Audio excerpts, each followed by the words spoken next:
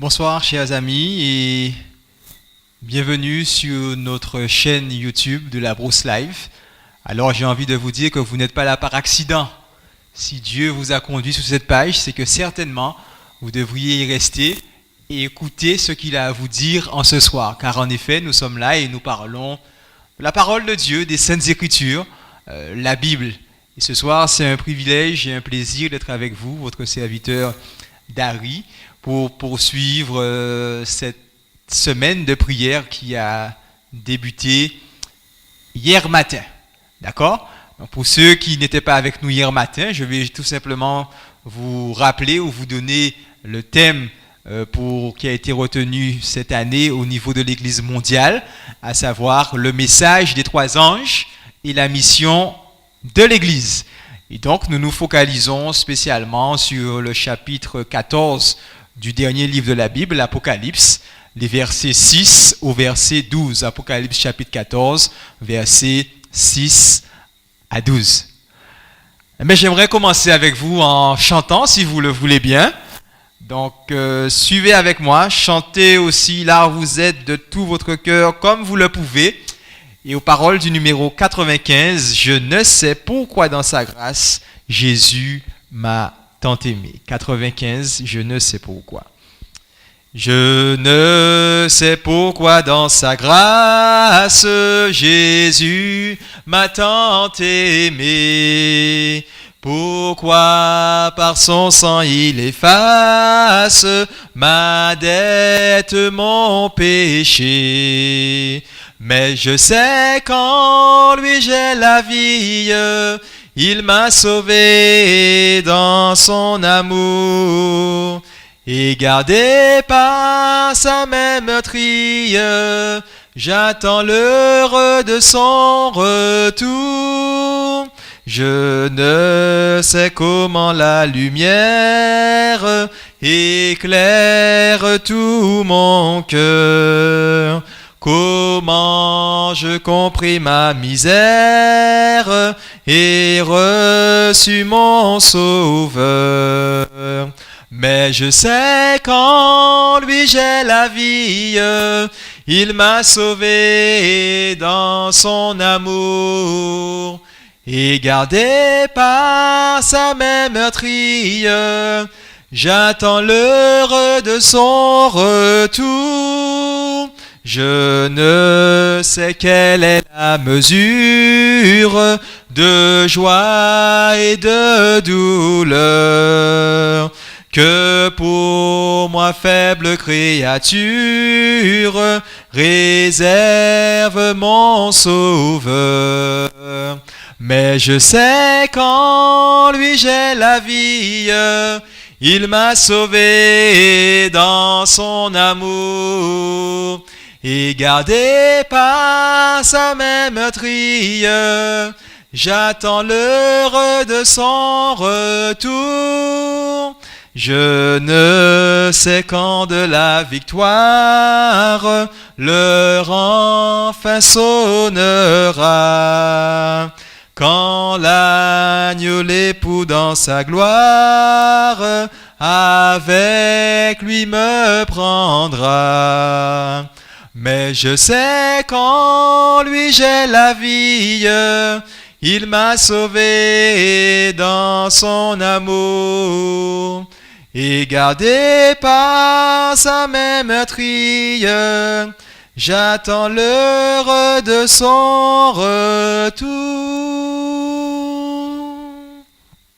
Ce soir, nous arrêterons plus spécifiquement sur le message du premier ange que nous retrouvons dans Apocalypse au chapitre 14 et le verset 6 et 7, versets 6 et 7, Apocalypse chapitre 14, versets 6 et 7 que je m'en vais lire, où il est dit: Je vis un autre ange qui volait par le milieu du ciel, ayant un évangile éternel pour l'annoncer aux habitants de la terre, à toute nation, à toute tribu, à toute langue et à tout peuple. Il disait d'une voix forte: Craignez Dieu et donnez-lui gloire, car l'heure de son jugement est venue. et adorez celui qui a fait le ciel et la terre et la mer et les sources d'eau. Amen. Nous prions ensemble. Grand Dieu, nous te célébrons, nous te louons, nous t'adorons en ce soir, car en effet, tu en es digne de recevoir cette adoration, car tu nous aimes d'un amour éternel. Et nous voulons nous aussi nous joindre à tes saints anges, à ces êtres célestes qui se prosternent devant toi et qui louent ton nom en ce soir. Sois avec nous tout au long de cette réunion, tout au long même de cette semaine de prière que nous passerons ensemble selon ta sainte volonté. Et parle-nous, nous t'en prions au nom de Jésus. Amen. Ce soir, nous allons parler d'amour. Un appel plein d'amour. Car il nous faut savoir que l'amour, c'est vrai, s'exprime entre parents et enfants, dans le couple, dans le foyer. Mais Dieu aussi nous témoigne de son amour jour après jour. Et ce soir, il nous dit qu'il nous lance un appel plein d'amour dans le message justement de ce premier ange. Ok? Il y a de cela environ 2000 ans, la Bible nous dit que des anges descendirent sur la ville de Bethléem pour annoncer la bonne nouvelle d'un sauveur qui était né. Et là, le peuple était content car le Messie attendu était là, même si on ne l'a pas reçu. Et maintenant, peu de jours, peu d'années, peu de mois, je ne sais pas exactement, avant le retour de Jésus, ces anges, et on verra que c'est nous-mêmes, le peuple de Dieu, proclament de nouveau un message, la puissance salvatrice de l'évangile éternel, un évangile qui nous sauve aujourd'hui. Et Dieu désire encore nous sauver. En fait, dans le message des trois anges que nous considérons tout au long de cette semaine et que nous trouvons dans Apocalypse chapitre 14, versets 6 à 12, on dira que l'évangile fait office de serre-livre. Donc l'évangile englobe un peu tout. L'évangile éternel est mentionné au début, au verset 6, comme nous venons de lire. Un autre ange qui volait par le milieu du ciel ayant un évangile éternel pour l'annoncer. D'accord? Et nous le découvrons aussi à la fin, au verset 12, lorsqu'il est question de la foi dans l'œuvre salvatrice de Jésus. Ceux qui gardent les commandements de Dieu et la foi de Jésus, donc qui ont le témoignage de Jésus, qui gardent ce que Jésus a dit. Et en d'autres termes, une définition de l'évangile, c'est tout simplement la bonne nouvelle. Et Jésus est venu annoncer cette bonne nouvelle. D'accord? Donc heureux ceux qui gardent, qui ont la foi en Jésus et qui ont aussi cette bonne nouvelle, les commandements de Jésus. Donc l'évangile englobe un peu tout. Non seulement dans ce message des trois anges, mais à plus grande échelle encore, on pourrait dire, dans la Bible tout entière. Donc le message, brièvement, du premier ange proclame l'évangile dans un contexte du jugement final de Dieu. Le deuxième ange, quant à lui, annonce le triomphe de l'évangile éternel dans l'effondrement du faux évangile de Babylone. Et le troisième ange, quant à lui, annonce le jugement final lorsque les puissances du mal reconnaîtront l'amour et la justice de Dieu révélés à travers l'agneau. L'accent mis sur l'évangile dans le message des trois anges signifie que de tous les chrétiens, les adventistes du 7e jour devraient être les premiers à prêcher le Christ au monde. Je vais reprendre ça. L'accent qui est mis dans le message des trois anges signifie que de tous les chrétiens, et dans le monde, il y a environ 40 000 dénominations chrétiennes. Je répète bien 40 000 dénominations chrétiennes. Parmi celles-là, les adventistes du 7e jour devraient être les premiers à prêcher le Christ au monde. Et ça, c'est un défi qui est sérieux. Car nous avons un message particulier, un message spécifique que nous n'allons pas retrouver dans les autres dénominations chrétiennes. Et Dieu nous a donné ce devoir à nous, annoncer le message des trois anges. On pourrait même dire qu'il y a un copyright, puisque les autres ne le font pas tout simplement. Ou en tout cas, n'ont pas la même compréhension, la même lecture, on dira, que celle que nous avons en considérant la Bible dans sa globalité. Ce soir, voyons ensemble trois caractéristiques de l'évangile qui sont soulignées dans le message du premier ange. Nous allons voir, premièrement, que dans le message de ce premier ange, il est question d'un évangile éternel dans lequel nous pouvons souligner l'amour divin, l'amour de Dieu. L'évangile, nous disons, il est éternel. Pourquoi? Parce qu'il a été donné, il a été conçu par l'Esprit de Dieu. L'Esprit Saint, et nous savons que Dieu, le Père, le Fils, le Saint-Esprit sont éternels, vivent de toute éternité. Cet évangile a été manifesté aussi dans la vie de Jésus-Christ. Cet évangile est éternel parce qu'il ne change pas. Le plan du salut est permanent. Dieu désire nous sauver et ça, nous le voyons depuis la chute d'Adam et d'Ève. Et le plan de Dieu n'a pas changé. Évangile éternel, évangile d'amour. Et avant même qu'Adam et Ève ne chutent, ne tombent, Dieu manifestait son amour aussi à toute la création, à tout le cosmos, à tout l'univers, à tous les êtres célestes. Évangile d'amour. Dans l'Apocalypse, l'évangile englobe tout ce que Dieu a fait pour nous par Jésus-Christ. Et c'est pourquoi nous voyons dans l'Apocalypse non seulement sa mort substitutive, donc Christ a pris notre place, nous voyons aussi sa résurrection, nous voyons aussi son ascension, nous voyons aussi son intronisation, son œuvre de médiation dans le ciel pour nous. Il intercède pour nous auprès du Père. Et il est aussi question, bien évidemment, de son retour en gloire pour consommer le salut de son peuple et juger les méchants. Et c'est pourquoi Jean, qui va écrire non seulement l'évangile selon Jean, qui va écrire aussi les épîtres, dans lesquels nous voyons l'amour de Dieu se manifester, et dans l'Apocalypse, on pourra dire, et plus singulièrement, puisque nous nous arrêtons sous le message des trois anges, nous retrouvons aussi ce même amour que Dieu a pour nous. Jean nous parle de l'amour de Dieu, de cet évangile rempli d'amour, cette bonne nouvelle d'amour. Dans l'Apocalypse, l'évangile apparaît au début du livre de la doxologie que Jean adresse à Jésus. Et si nous allons dans l'Apocalypse chapitre 1er et au verset 5, voici ce qu'il est dit.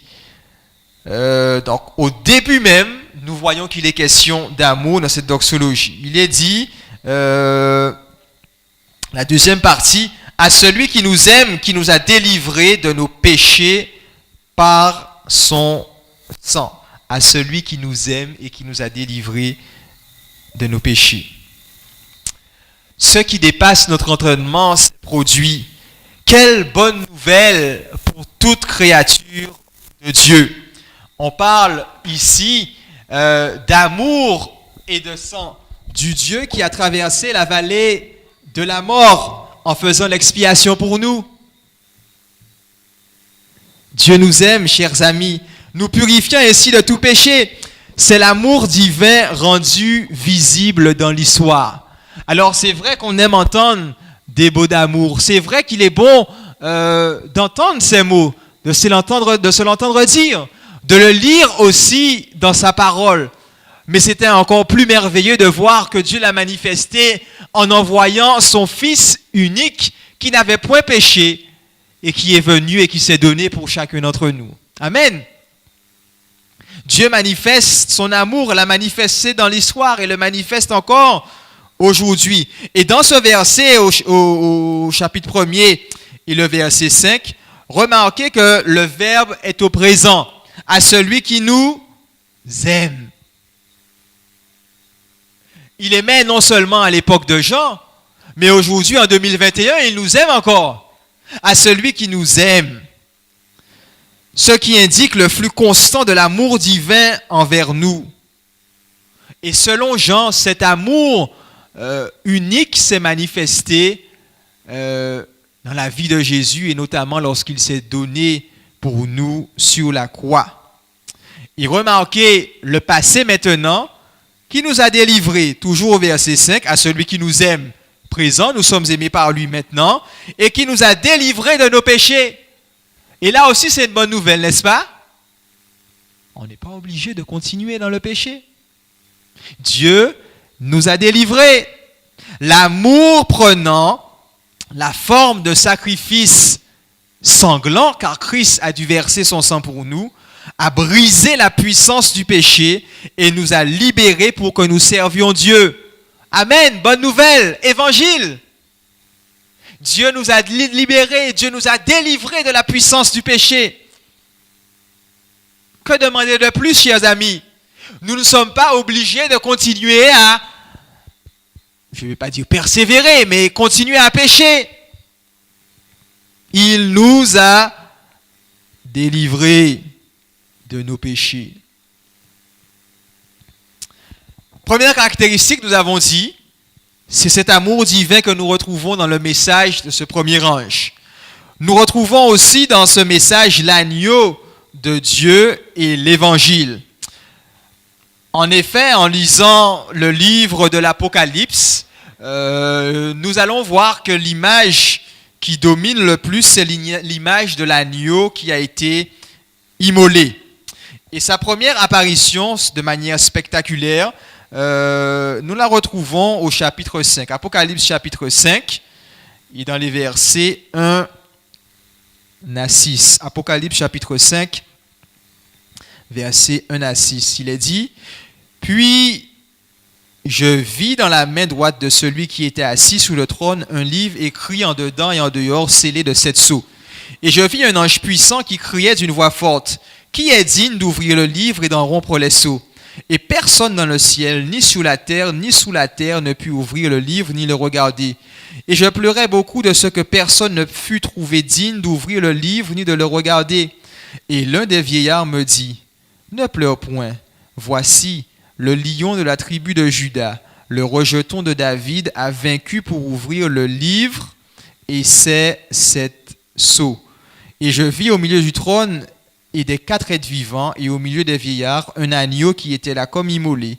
Il avait 7 cornes et 7 yeux, qui sont les 7 esprits de Dieu, envoyés par toute la terre. » Alors Dieu est assis sur son trône, et dans sa main se trouve un livre scellé. Et là, personne ne peut l'ouvrir, sinon l'agneau qui a été immolé.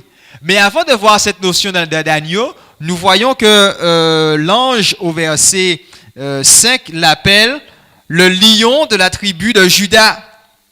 Un titre messianique, lion de la tribu de Juda. Mais lorsque Jean se tourne pour regarder le lion, qu'est-ce qu'il voit? Il voit un agneau immolé. En même temps, nous voyons la bonne nouvelle, la force que l'évangile, que Christ a afin de vaincre les ennemis de Dieu avec la puissance du lion, mais aussi avec la puissance du sang de l'agneau. Amen. La puissance du sang de l'agneau. Un agneau sacrificiel. Mes amis, ce n'est ni par la force, ni par la puissance, mais c'est par mon esprit. Les choses faibles de ce monde, Dieu les utilise. Comment cette image d'un agneau, un animal si faible qui reste là, si jamais vous l'attrapez pour l'égorger, il va rester là comme ça, sans se débattre. C'est ce qu'a fait Christ. Et par son sang, nous sommes sauvés. Par son sang, nous sommes rachetés. Et c'est-à-dire que nous parlons de la puissance de l'amour de Dieu qui a été manifesté pour nous sur la croix. Lorsque ceux qui entourent le trône voient l'agneau, ils se prosternent pour l'adorer et chantent « Tu es digne, car tu as été immolé et tu as racheté ». Alors là, nous sommes au verset 9. « Pour Dieu, par ton sang, des hommes de toute tribu, de toute langue, de tout peuple et de toute nation. » Une fois de plus, nous retrouvons ces deux concepts fondamentaux, le sang et la rédemption par lesquelles Dieu offre un avenir glorieux. À qui? Aux pécheurs repentants. Et soulignez bien, aux pécheurs repentants. Parce que nous sommes tous pécheurs, mais faudrait-il se repentir aussi? Et même si nous avons pu commettre les pires crimes sur cette terre, Dieu est capable de nous pardonner. Bonne nouvelle, évangile. Lorsque nous allons dans Apocalypse au chapitre 7 et au verset 9 à 15, les enfants de Dieu du temps de la fin se tiennent debout devant le trône de Dieu et de l'agneau. Et ils louent de nouveau Dieu parce que quoi? Ils ont blanchi leur robe dans le sang de l'agneau. C'est ce qu'il est dit. Apocalypse 7, verset 14. Je lui dis, mon Seigneur, tu le sais. Il me dit, ce sont ceux qui viennent de la grande tribulation. Ils ont lavé leurs robes et ils les ont blanchis dans le sang de l'agneau. Le sacrifice de l'agneau non seulement rachète les êtres humains, mais il les purifie aussi de leurs péchés. Christ nous a rachetés par son sang. Et comment comprendre cela? Un sang qui nous purifie, un sang qui nous lave. Extraordinaire, n'est-ce pas?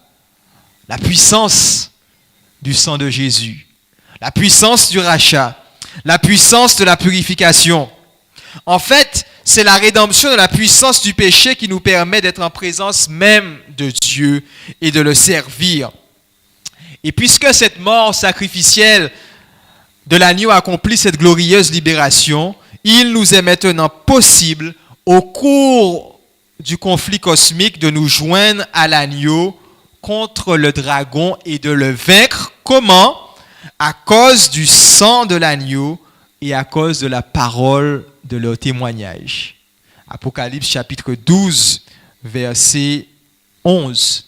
Et remarquez qu'il nous est possible d'avoir la victoire par le sacrifice de Jésus-Christ, ainsi que le témoignage en faveur de ce que Dieu a fait pour nous, en faveur de ce que Dieu a fait par nous, par l'intermédiaire de l'agneau. Et dans l'Apocalypse, comme nous le soulignons, l'agneau est l'incarnation même de l'évangile éternel. Christ est l'incarnation même de cette bonne nouvelle éternelle. J'ai envie de vous dire, chers amis, pour vous qui n'êtes pas familiers, habitués avec le livre de l'Apocalypse et qui craigniez encore de l'ouvrir, qui avaient peur de toutes ces bêtes et autres, mais lorsque nous considérons les choses du bon angle, du bon point de vue, nous nous rendons compte qu'il s'agit de l'évangile, de la bonne nouvelle. Et nous n'avons pas à fuir, à avoir peur d'ouvrir ce livre. Au contraire, nous sommes invités à le lire et à nous délecter de cette bonne nouvelle. Finalement, la troisième caractéristique que nous retrouvons dans le message de ce premier ange, cet appel rempli d'amour, c'est qu'il est question, c'est vrai, d'évangile, de bonne nouvelle et de conflit. La proclamation de cette bonne nouvelle a lieu dans un contexte de conflit. Et elle fait partie de cette rébellion qui a commencé au ciel avec Lucifer convoitant Dieu, convoitant la place de Dieu et qui finalement va se rebeller avec un tiers des anges et depuis lors qui va prendre en otage, on pourrait dire, la race humaine. Alors que la fin du conflit approche, le dragon, le diable, se prépare à vaincre le peuple de Dieu par le biais de la tromperie, par le biais aussi de la persécution, Apocalypse au chapitre 13, par le biais aussi, on pourrait dire, d'un christianisme apostat à force de séduction, et par aussi le message de trois esprits démoniaques. Et en même temps, Dieu rassemble son peuple et il désire le rassembler, qu'il vienne de toute nation, de toute tribu ou encore de toute langue. Dieu a un peuple et il désire que son peuple soit prêt pour le retour de Jésus. Et dans ce conflit, dans ce combat, rappelons-nous que nous ne pouvons obtenir la victoire que par le sang de l'agneau. Ce n'est pas par notre propre force. Ce n'est pas parce que vous auriez peut-être un fusil chez vous ou une épée ou quoi que ce soit de ce genre. Non. Ce n'est pas par nous-mêmes. Par notre propre motivation. Non. Mais c'est par le sang de l'agneau. Et lorsque nous avons pris cet agneau pour notre Sauveur, nous l'avons accepté pour qu'il nous purifie, pour qu'il nous lave, nous sommes dans le camp des vainqueurs et la victoire sera la nôtre. Voici tout simplement ce message que Dieu nous présente dans ce livre de l'Apocalypse. Et ce message, cette invitation, cet appel qui nous est lancé dans le message du premier ange en nous invitant à craindre Dieu, à lui donner gloire, car l'heure de son jugement est venue. L'évangile doit être proclamé sur toute la terre. Toute la terre doit entendre parler de cet évangile en tant que seule solution au conflit cosmique. Il n'y en a pas deux. La vaccination ne pourra pas vous sauver de cela. La seule solution de ce conflit, que nous ne voyons pas autour de nous, mais une lutte permanente entre Dieu et ses anges, et de l'autre côté le diable et ses anges, c'est l'évangile éternel. C'est cette bonne nouvelle. Les trois anges représentent ceux qui reçoivent la vérité et présentent avec puissance l'évangile au monde. Donc ce soir, Dieu est en train de vous dire que vous pouvez et que vous devez être tout simplement, on pourrait dire, ces anges qui proclament ces trois messages. Puisque rappelons-nous que le livre de l'Apocalypse utilise beaucoup de symboles. Ne vous attendez pas à voir, c'est vrai, un ange voler sur toute la terre et qui va proclamer ce message. Non, cet ange ou ces anges, en réalité, c'est vous et moi qui devons partager cette bonne nouvelle, qui devons partager cet évangile. Ne permettons pas à qui que ce soit ou à quoi que ce soit de nous détourner, de proclamer à nos semblables par nos voix, par nos actes, par nos paroles, que le sang de l'agneau est amplement suffisant pour pouvoir effacer nos iniquités. Nous devons non seulement avoir une compréhension claire de l'évangile, mais aussi permettre à cet évangile de s'incarner dans notre vie, de faire de nous des personnes qui servent le semblable avec amour. Puissent nos églises, puissent nos institutions être des endroits où l'amour de l'agneau se manifeste dans la vie de ceux qui se consacrent totalement à lui. Vous aimez Dieu? Moi aussi je l'aime. Mais que cela soit aussi manifesté au travers de nos actes, pas seulement au travers de nos paroles. Et que Dieu ainsi nous aide à faire cela tout au long de notre vie. Ce soir, eh bien, nous avons commencé avec cet appel rempli d'amour. Demain soir, nous allons poursuivre encore, cette fois-ci, nous focaliser un peu plus sur les versets 6 et 7, mais toujours sur le message du premier ange. D'accord? Nous allons nous focaliser un peu plus sur le message du premier ange, parce qu'il y a des choses qu'on peut dire, il y a des choses qu'on peut encore redire et qu'on doit encore souligner. Alors avant de prier avec vous, j'aimerais tout simplement que nous puissions chanter, car Dieu nous offre la possibilité de le louer par nos voix. Et nous allons le faire aux paroles du cantique numéro 111. Il va bientôt venir. Gloire, gloire à Jésus.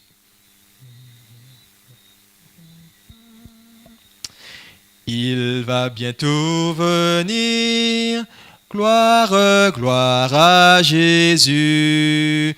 Dans le ciel, il veut réunir ses bien-aimés élus.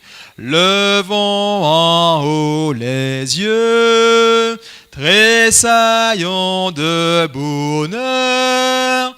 Il vient sublime et glorieux, le grand libérateur. Il va bientôt venir, gloire, gloire à Jésus.